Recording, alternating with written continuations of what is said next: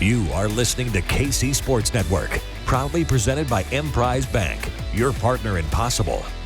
What is up, everybody? Welcome into a new episode of One Royal Way on KC Sports Network. I'm not Joel Penfield. Usually it would be him.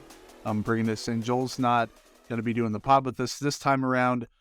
We do have Josh Keiser in here with us. You can follow him on Twitter. Josh, I should know this. Don't tell me.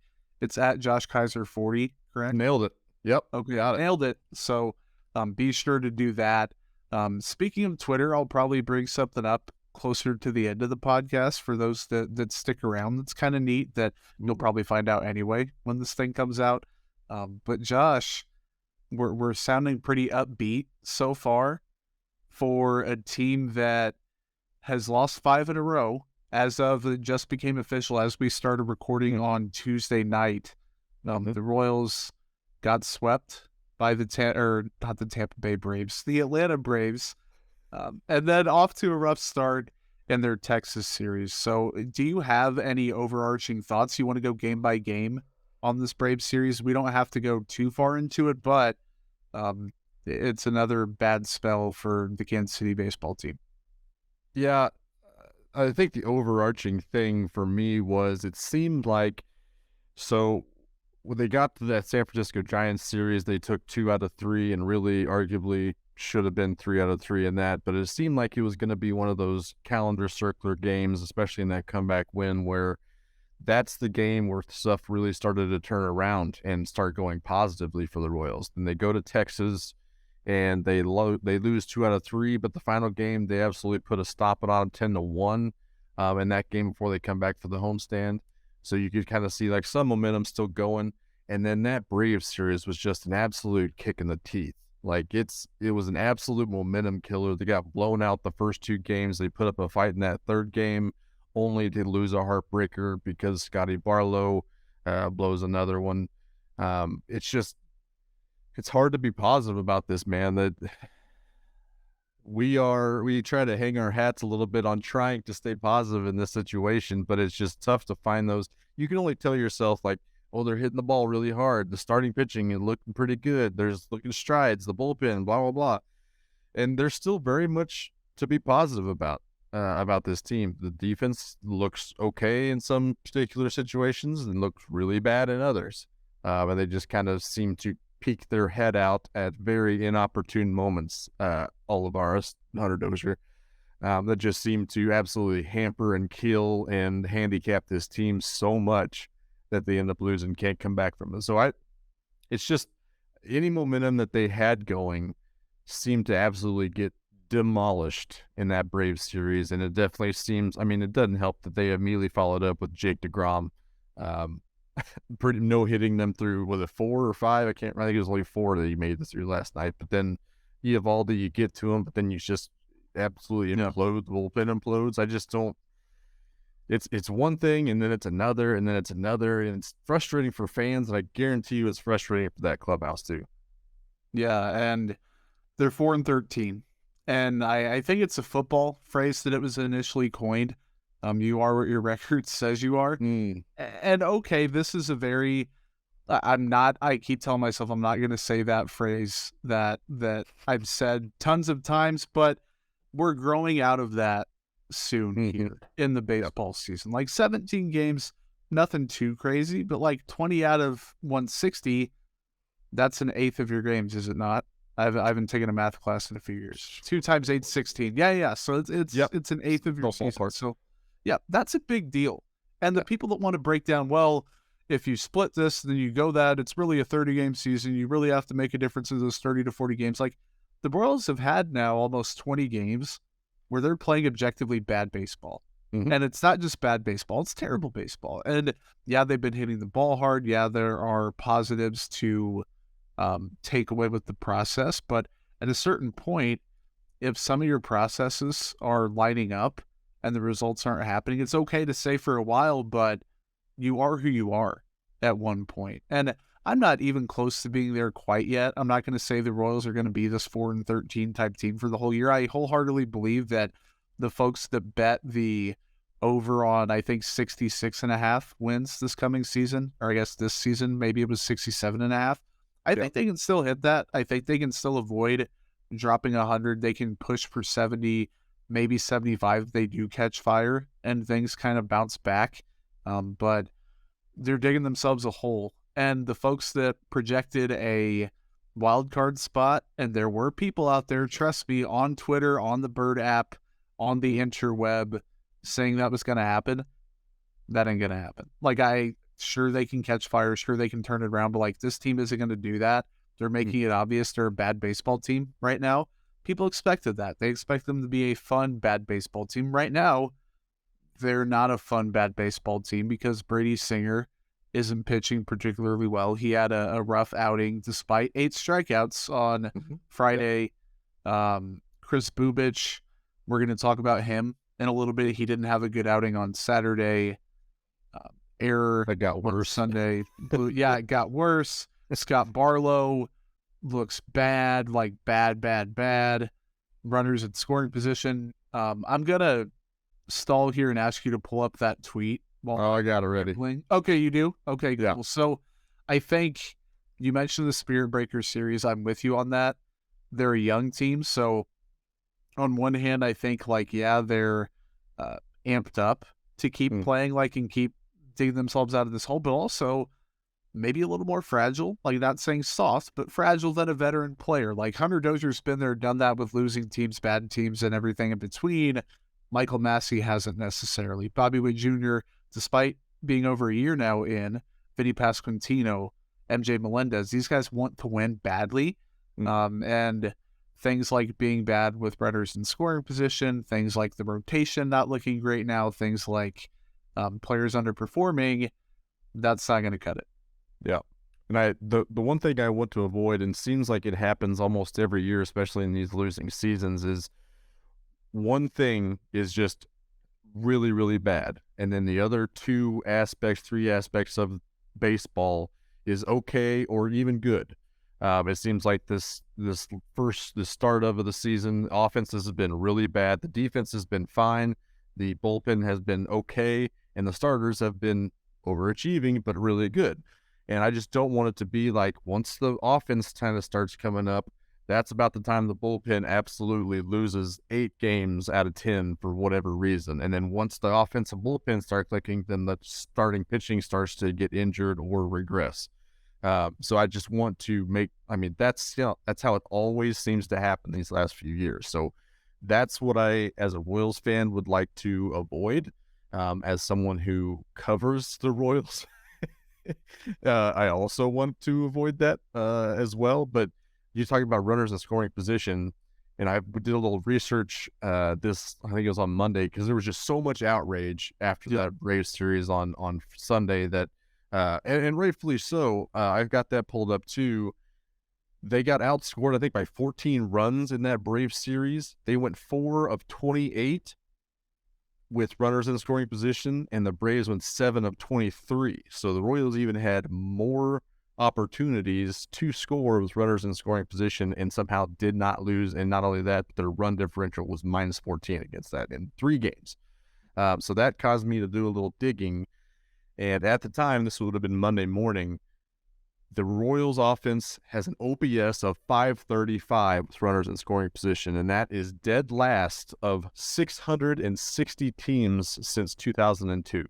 Granted, we're still early in the season, but these OPS is an average stat. It's a rate stat. It's not a counting stat. So it's not like you can say that it's going to get better. It's a pace stat. This is what it is. You can say they're not in rhythm, and I could totally jump on board with that and grant that to you. But that is bad. 535 is bad. Their 188 average with runners in scoring position is 660th, also dead last. A 29.7% K rate at that point, second to last, and then the 7.1% walk rate is 4th from last in that 660 team. There's been so many bad offenses in the last 21 years, and the Royals are somehow the worst of them. I don't think that this team is that bad, not even close. I think there's going to be some big old blow-up opportunities for this lineup, and I think it's coming. We just have to avoid, like I said, those other facets to be starting to fall off, and then you can't really make up any ground on that. And speaking of making up ground, we talked about a wild card spot not looking great. But Royals are 4-14 after the game tonight. The Twins are leading the division at 10-7. That is still very much in play. This division stinks. And as long as they can dig themselves out of this hole, they're not out of it by any means. So I think it's a very, very tough schedule that they've started out on. The division stinks. We're still very much in it, but they have to get it together. Have to. Yeah, and part of it, I think, is youth. Bobby Witt Jr. And it's weird saying the moment looks too big for him, and I don't think that's technically the right way to put it, but like he's pressing in those situations. MJ Melendez has got bad results. He's pressing. Like Salvador Perez, he's a big moment player. He also is a free swinger who's going to have poor swing decisions and not take many pitches, and he's going to have some bad results sometimes. Like this is a team. Then you factor in the Edward Olivares of the world, the Hunter Doziers of the world, the Michael Massies of the world, with all the pressure in the world. We've talked about Michael Massey last week. It's still happening. He's still under a ton of pressure to perform. He's still not doing well. This is a team that has youth. It has an approach that some guys don't fully lean into. Like Salvador Perez, you're not going to teach an old dog new tricks in that. It's just you're not overhauling the hitting staff like you are at the pitching staff, saying, Salvi, you need to take this and you need to walk 10% of the time or whatever it's going to be. Still, all that said, there's no, I don't want to say there's no logical reason, but like there's no logical reason to be that bad with runners in scoring position. It'll improve, and they're not that bad like you said, but the numbers indicate that it's that terrible. Do you have any more on kind of their just overall struggles so far? Not necessarily struggles. I will say that Aroldis Chapman looked really, really good in that Braves series and has looked good all series as long as he's still, like if he's throwing 20 plus pitches, then things can start getting a little hairy. But if he can get through the side under 20 pitches, nails. That's awesome. That's a tradable asset. Over the weekend, we did get Josh Stallmont's return to Kansas City. He pitched a scoreless inning there on Friday night, I believe. His velos and spin were all pretty consistent with last season. And we still haven't seen the split finger that JJ was talking about with us that time, even in the minor league appearances. So if that's still a possibility, we still haven't seen it.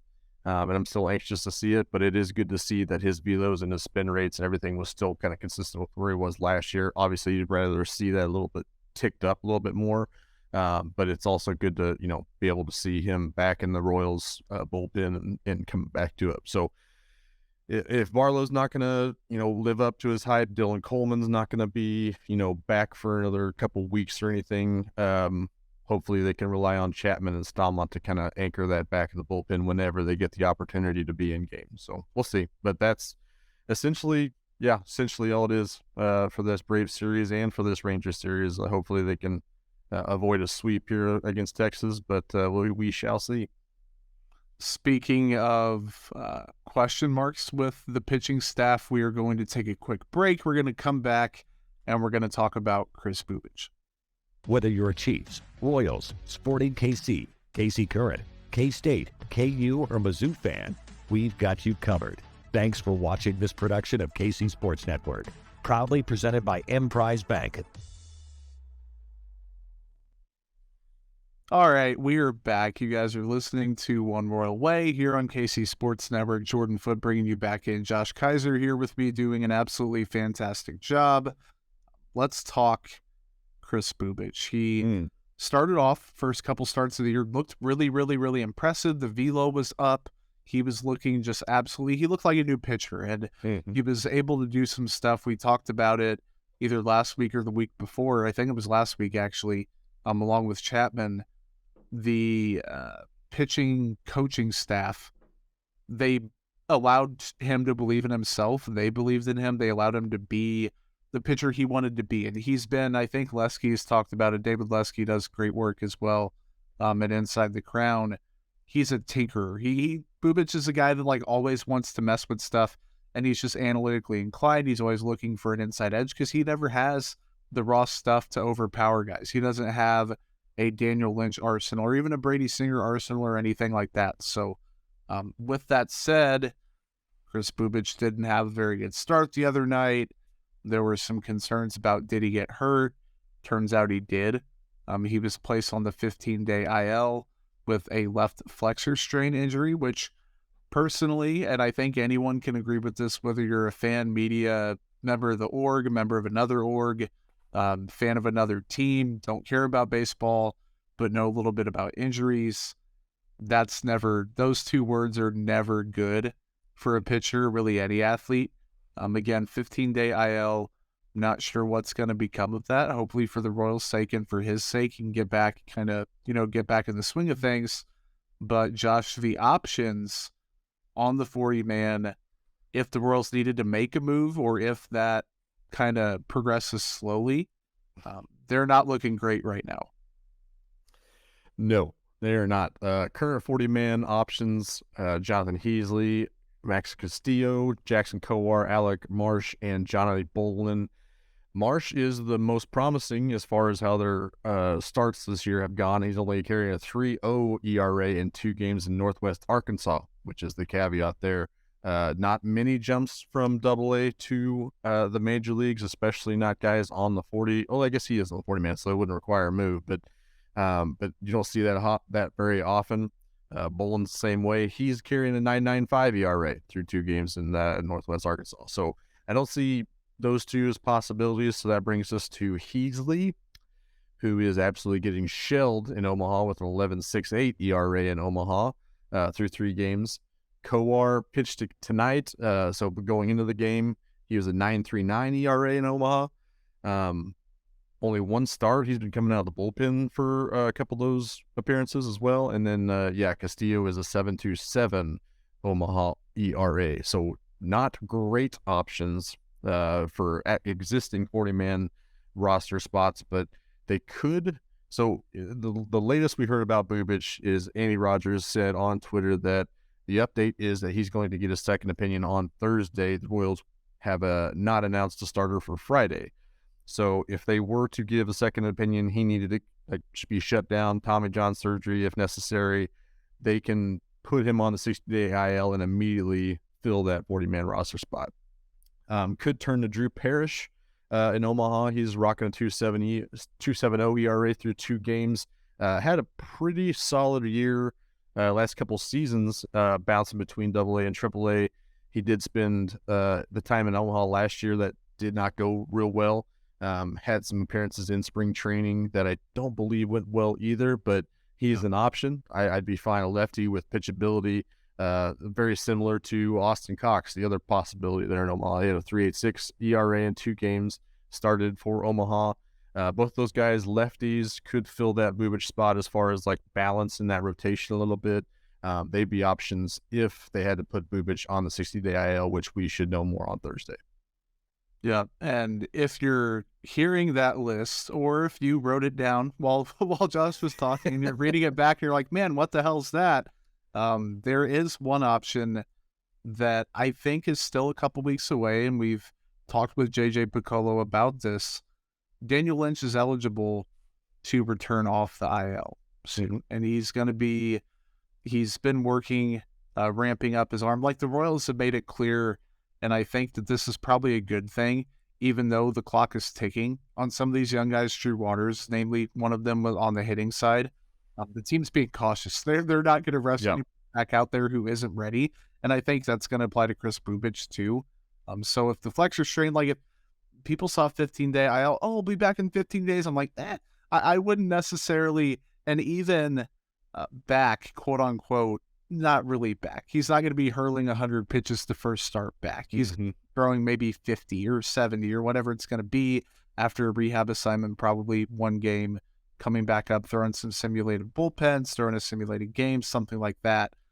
So Lynch is going to take some time to build back up. Piccolo said May 1st, probably the realistic, hey, he's ready to come out and throw like a 75-pitch big league game or just get big league experience at this point this season. So the Chris Bubich injury, not ideal for the Royals rotation. that hasn't looked great suddenly after coming out of the gate and looking, respectable. And again, this is like 3 starts per guy that we're dealing with right now. We're rounding over that now, I guess, with 17 games being played, 18, whatever we're at. It's all a blur after the first couple games. Yes, it is. So it's tough for Chris Bubich because you never want to see a guy get hurt, especially one that had just began to get going, really, it seemed. But outside of Daniel Lynch, you mentioned Parrish, you mentioned Austin Cox. Is there anybody? I was trying to rack my brain. I can't really think of another option. I've got one particular option, and it's interesting because I was talking to my brother about this in the Bubich start. So he got rocked, and they immediately brought Ryan Yarbrough in. Oh, duh. Okay. So that could be a potential possibility that he could go 2 or 3 innings, and then they could turn it over to Carlos Hernandez, who could also go another 2 to 3 innings. Our gripe with when I was talking to him was they could absolutely have gone Bubich, and if he got in trouble, needed a couple of innings. Carlos Hernandez is a great guy to kind of go the opposite end of the spectrum when it comes to stuff, what they have to offer, delivery angles, just in general, the complete opposite kind of pitcher. And then you could then go back over to the Ryan Yarbrough, which kind of a little bit different even so from those two. But you go right, left, right, you let those guys kind of cash out their pinch hitting situations and make them really scramble potentially and trying to play the matchups more. So that is a potential, at least for a few starts, I think. But neither one of those guys, especially Carlos Hernandez, either one of them, both of them have been pretty roughed up these last few appearances. So it's also not a great option, but it's also something that doesn't really require a lot of transactions to come. And I was just trying to find out, there might be some, Colin Snyder could get called up at that point. Yeah. But you still gotta have some reinforcements coming up, and it just doesn't look like that until that's really an option. Until maybe Jackson Kowar, Max Castillo kind of starts stepping up a little bit more, or Daniel Lynch kind of returns. Maybe there's some kind of waiver claim that we haven't foreseen yet. Who knows? But that's really all I've got to cover. Pretty bare after that. Yeah, and before we transition over, we're gonna spotlight a couple of players on the big league team right now. I could see a world where Max Castillo is like a Jonathan Heasley type, where like not as a pitcher, but like the situation where the team's like, we can get him out there. We don't know how productive he's going to be, but like he can throw innings and he can occupy a spot, and there's a little bit of a mystery with him, I think. Still, the difference though, Heasley was like pretty clearly going to be a starter when he came up. Castillo like kind of blurred the line between bullpen reliever, long reliever. Did he have the stuff that could play up in a higher leverage role, or was he going to start? And he has the frame and the stuff, I think, to potentially start, but it's like a Carlos Hernandez thing. He has the frame for it. He kind of had the stuff for it. The fastball was one of the more underwhelming triple-digit fastballs that existed ever, but that's something the Royals have been working on. So of the list, you had Heasley, you had Kowar, Castillo, Marsh, Bolin, Cox, Parrish. I think not based on does he deserve it, but does the team potentially just want to see more of him without having the trauma of a Kowar or the trauma and bad track record this year of a Heasley? I could see Castillo getting a chance. That's if Daniel Lynch doesn't progress particularly quickly. And, God forbid Chris Bubich is not getting great news when he gets that update. Yeah. I like it. I agree. In better news, in better spirits, Bobby Witt Jr. is playing better baseball. And he started off last year really, really poorly. And obviously, rookie year. But his month of April, buddy, was not fun. I was like, man, this dude, he's obviously ready, but the team is not getting off to a great start with him. Then this year he came in, everyone expected this otherworldly leap. Like the expectations with him, that's probably another convo for another pod.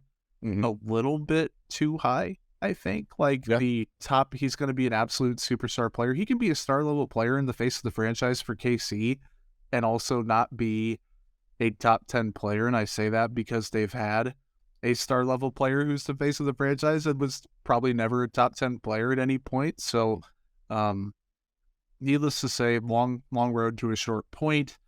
Josh, Bobby Witt Jr., he's heating up. The team, not really heating up, but he's getting better results, and the process has also been pretty good. Yeah, I want to say that he's the kind of guy right now that as he goes, so does the offense. I would love to have him be that guy, but it's just too much for one guy to carry a lineup, especially when, God forbid, half the lineup get on base and do something at the plate. So if you only have 4 to 5 productive spots in a lineup, it's pretty much impossible for them to carry a whole lineup. But he is heating up, like you said. He was 6 for 14 in that Atlanta series, 2 doubles, 3 runs. On the season, he's really, so he kind of got off a slow start again. I think the WBC kind of set him back a little bit, but he is absolutely on fire, and he is now on pace to have 19 home runs and 48 stolen bases. And I think if you can squint a little bit more, you can see a 20-50 in that shift. If he keeps this pace, which is going to be very hard, he's played in every game this season, going to be tough to maintain that pace. But if he can, you can squint and see 20-50 in that season. And maybe that long shot, that dark horse MVP candidacy that I talked about at the beginning of the year is not so long, not so far off at that point. But he's also not striking out as much. I think that's huge. Also walking a little bit more. It's not a lot by any means, but it is improvement on what he was doing last year. And I think there was probably less expectations of him this year somehow than there were coming in to the season last year. I think everybody was ready for him to be the savior of this offense and this team. And that just didn't happen. Like you said, got off to a really, really rough start, but kind of bounced back a little bit. And then it was a very roller coaster season for him. But he kind of came in with less expectations. He knew he was going to be a shortstop. He didn't have to bounce around between third base and shortstop at the last second like he did last year. So I think that's possibly a helper as well. So I kind of see the improvement. I see the trajectory, and it kind of reminds me of like a 2018 Trey Turner at that point. I know Trey Turner has been a comp to him a couple times in the past.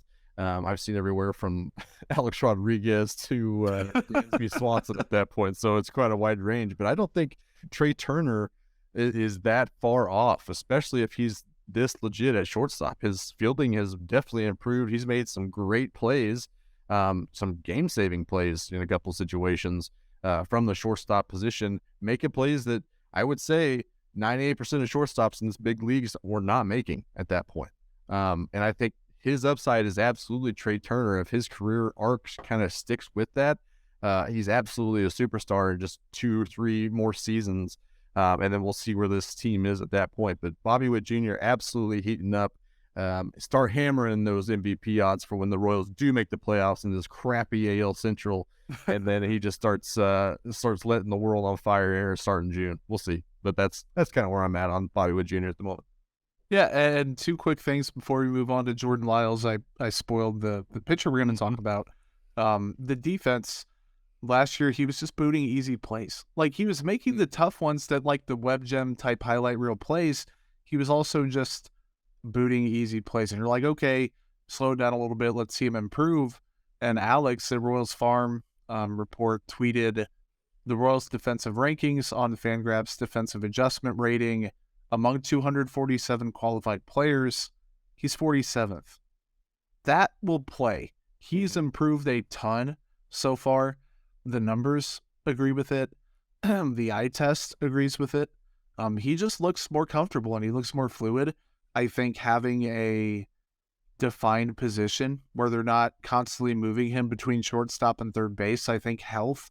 He was playing through a little bit of bumps and bruises down the stretch and had a somewhat legitimate injury that, he had to come back from during the season.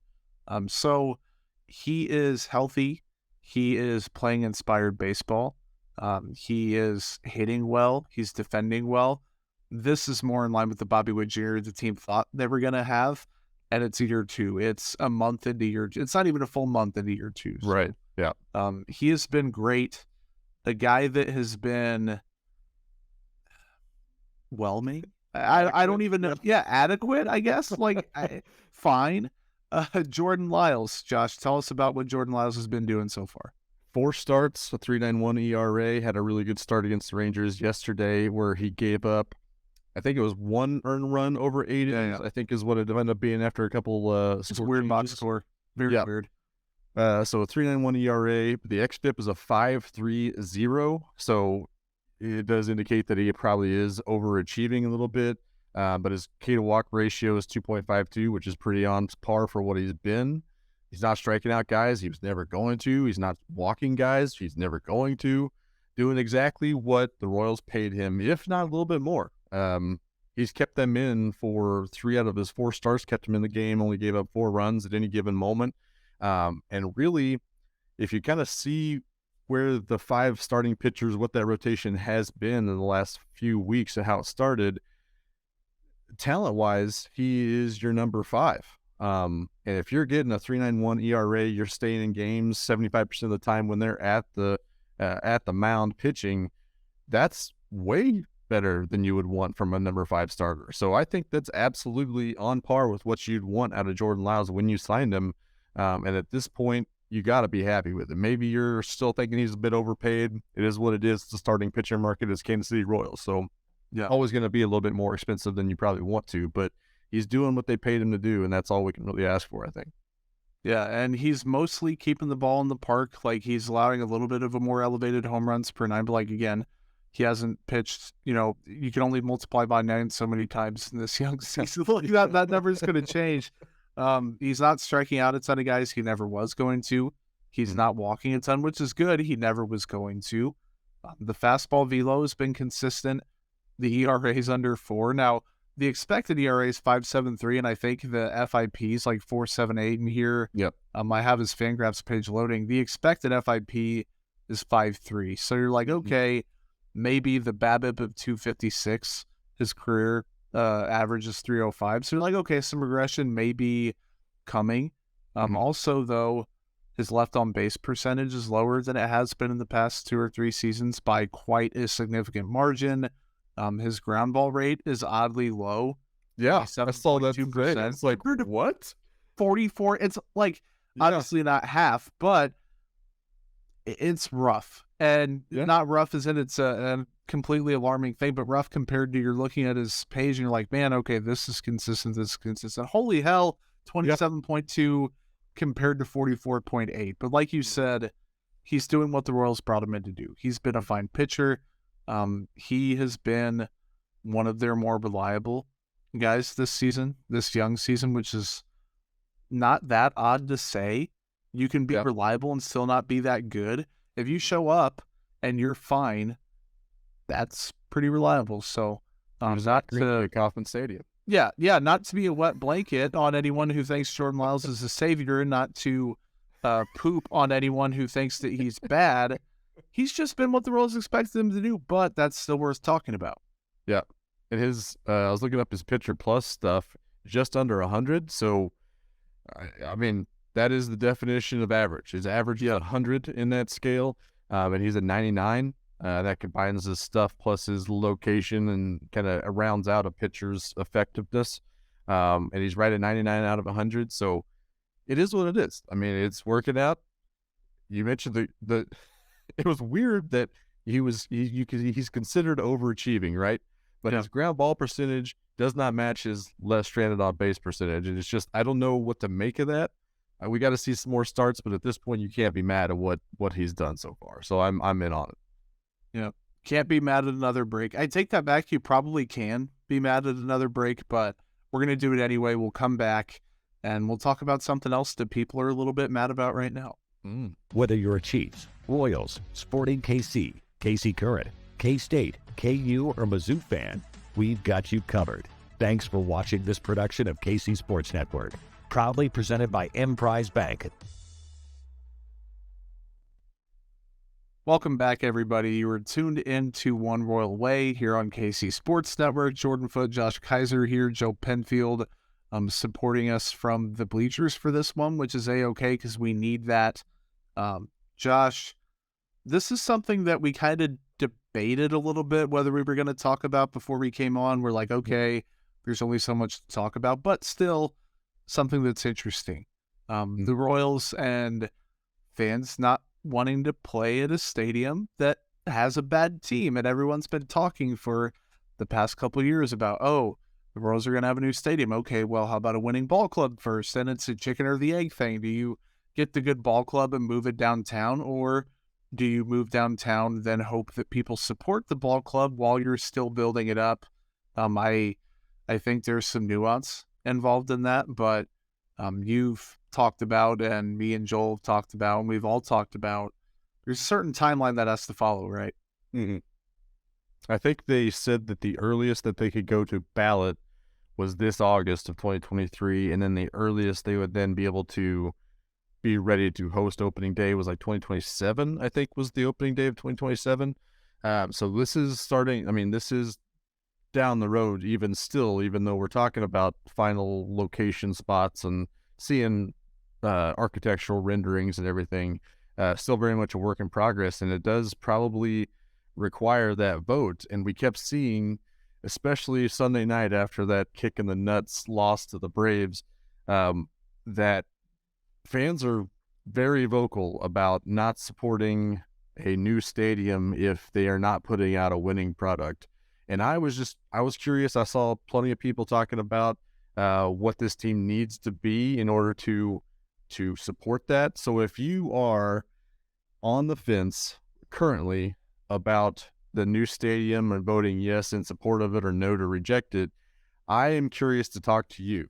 And I need your responses either in the comments section of this YouTube video, maybe a 5-star review if you're so desire. Give me your response. What is the minimum amount of success that this 2023 team should have in order for a person on the fence like yourself to become a yes vote? I think this is something that I am not only interested in, I think plenty of people in our position are very interested in this situation, and the organization should be very interested in testing the waters and seeing where the fan base is at in this situation, what they need to be shooting for in the short term in order to achieve the long term. So I think that is something that we can start sending responses and seeing where we're at, testing that water. So give us your response. What does this team need to be in 2023 for the fence riders to become in support of a new stadium downtown?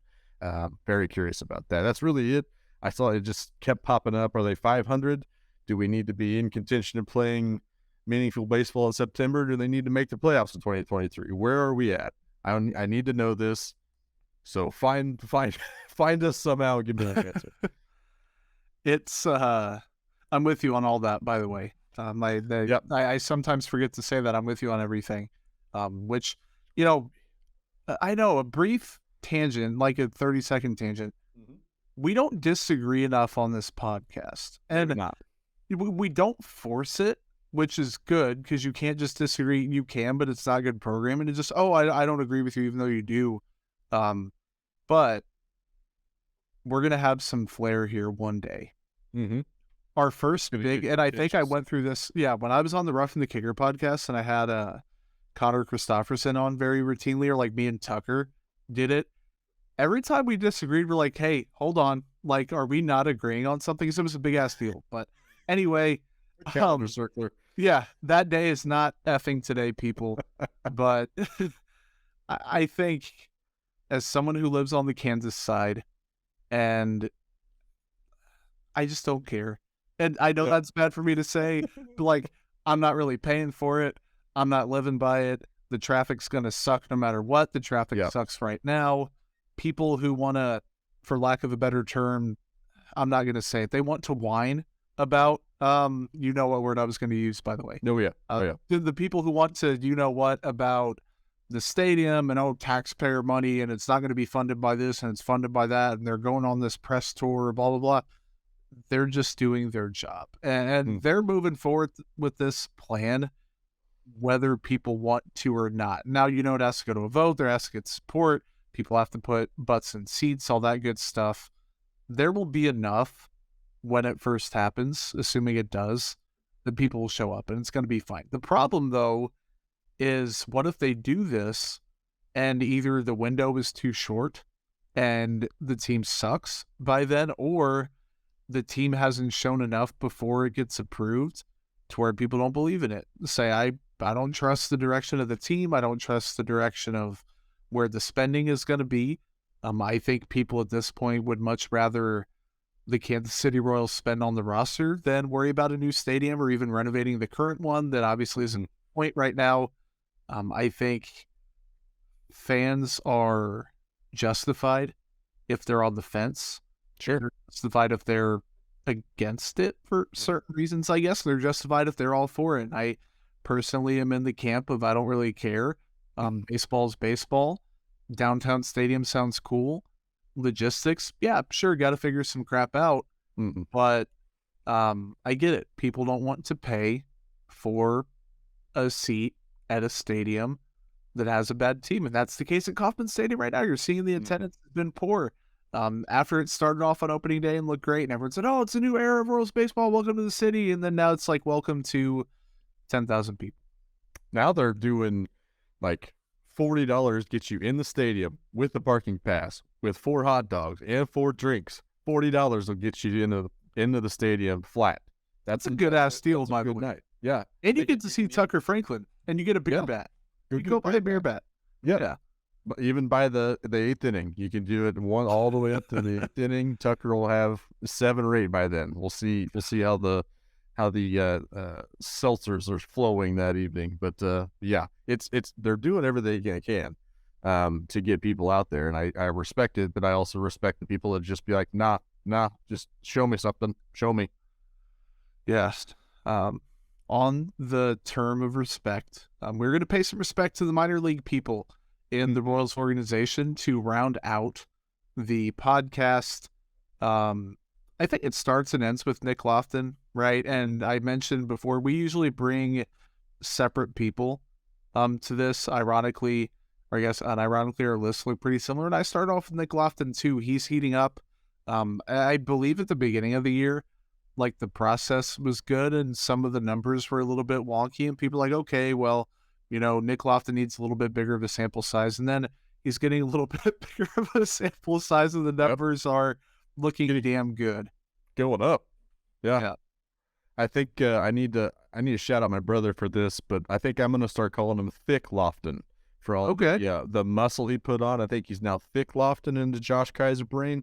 But he is absolutely massive this season. He's 954 OPS, still just a 4.3 walk rate and an 8.7 K rate. So we might see a little bit of like a Alcides Escobar approach. There's never a bad swing, ambushing, no matter what. Yep. Yeah. Go after it. And there's only a 12.5% line drive rate, which is pretty low for that relative success. But guess where he's playing, Jordan? Every day he's playing in Omaha. What? Third base. Third base. Can you think of a particular player on the Royals roster that's not necessarily in the fans' best graces right now that might play that position? I think Hunter Dozier. Yeah, that's it. And then Joel's guy that is not playing third base. Yep. So I think there's a decent chance that we could see Thick Lofton before we would see Michael Garcia, which Michael Garcia also having a great season too. So the fact that Thick Lofton has gotten off to such a great start, and there's a position of need that could open up at least some opportunities here in the foreseeable future, then we could see him in the Royals uniform very soon.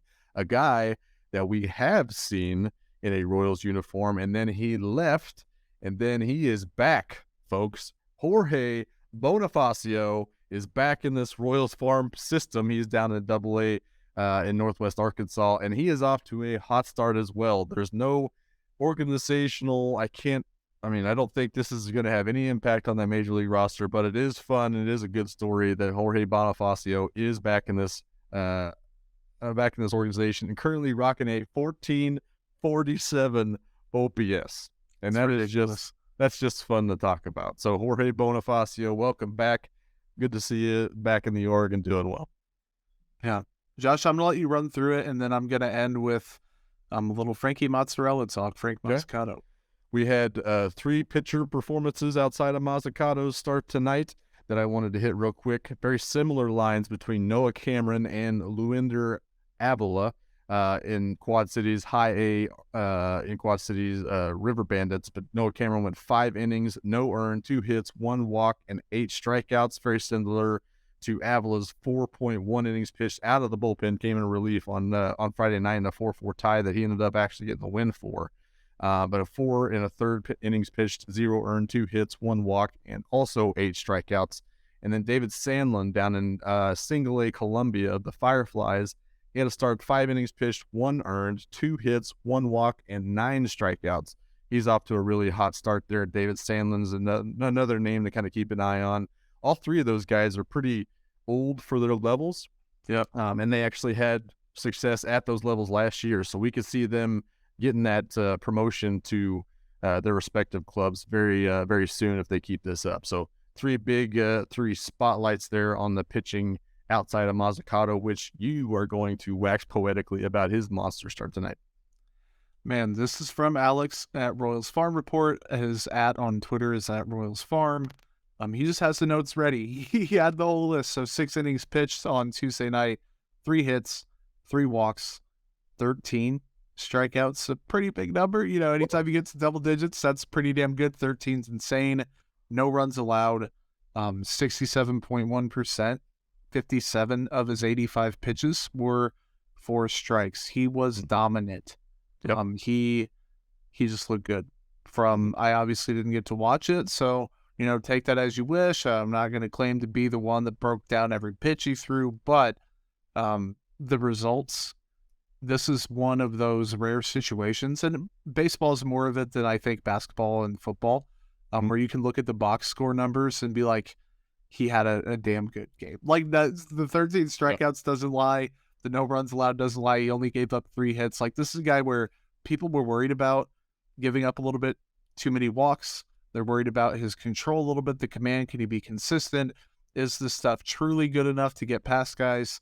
He had it all going. And 3 walks, a little bit too much in 6 innings pitched. But when you can do all that and strike out 13 guys on 85 pitches and get through 6 innings, the Royals will take that every day of the week, twice on Sunday, and then probably get on Monday. And this is his 2nd straight start that's been pretty solid. Also pitched last Tuesday, where he went 5 innings with 1 hit, 3 walks on that one as well, no earned, and 7 strikeouts. So on the whole, he has not given up an earned run in 2 starts, 11 innings pitched. K rate's pretty solid. So I was kind of surprised they sent him back to Columbia, to be honest with you. I thought that there towards the end of the season, he kind of showed enough to at least get a sniff at Quad Cities. But if we start seeing, you know, the Cameron and the Avila promotion, I think there's a decent chance that Mazzucato's falling and filling their place there in Quad Cities. So a lot of fun there in Quad Cities. That lineup is a lot of fun. A lot of the big names for that Royals prospects are in Quad Cities. And that stadium's awesome. Davenport, Iowa is an awesome place to go. Got to check it out last year. So if you're thinking about headed up there, I'd highly recommend the Quad Cities. Both pure for the roster, but also the experience of the stadium. So good to see you from Mazzucato. Yeah, hard work at a good facility that I'd highly recommend. How about that transition? Kansas City Strength and Conditioning. I totally forgot. This is why we leave it up to Joel. I totally forgot to mention our good friends at Kansas City Strength and Conditioning, KCSC Works. Check them out. They will help baseball, softball, many different age groups you can check out. Get some work done. The Royals have had guys go up there and do some work with them and just fine-tune some things and make sure that they're in tip-top shape to perform. Maybe I need to get out there and take my ass to KCSC so I could be in tip-top shape to perform. I'm not an athlete, but I could be fun. And with that, Josh Keiser, you made it through the gauntlet without Joel, which is a feat in and of itself. I know that I'm not the host Joel is, but do you have anything before we get out of here? No, I think Joel is a great asset to the show. I do appreciate your effort. It was very good, smooth, professional showing from your part, and I was just happy to be along. So, Joel, shout out to you, man. We'll see you very soon, and that's all I got. Go Royals. Hopefully it gets better. That was a very emphatic ending and a very confident ending from Josh. But we have a bit of good news before we get out of here. We do have a Twitter account now. Some of you may remember I had Inside the Royals back when I was running that SI site. That has been rebranded, damn it, and it is back, baby. It is now One Royal Way. You can follow us at One Royal Way KCSN. I'm 99.9% sure that's the @. We're going to be using it as an outlet to shamelessly retweet our own stuff, to tweet from the account, to tweet podcast episodes. I probably should have changed the order on that. But I'm very excited. Interact with you guys first and foremost, and most importantly, I think to push the conversation forward about the baseball team you're all so passionate about. So be sure to hit us with a follow there. Be sure to hit the like and subscribe button on YouTube. Drop a comment if you liked something. If you didn't like something, keep it to yourself. Just joking. You can comment that too. Apple, Spotify, Google Play if that's your thing, Anchor, Stitcher, Podbean. I'm running out of options here. So drop reviews, drop likes, drop subscribes. We are extremely grateful for you tuning in. We'll talk to you later. Thanks for watching this production of KC Sports Network, the fastest growing sports media network in Kansas City. Check out these videos that feature our team of more than 15 former players, insiders, and analysts bringing you the best Chiefs coverage you can find. Entertain, educate, inform. KC Sports Network.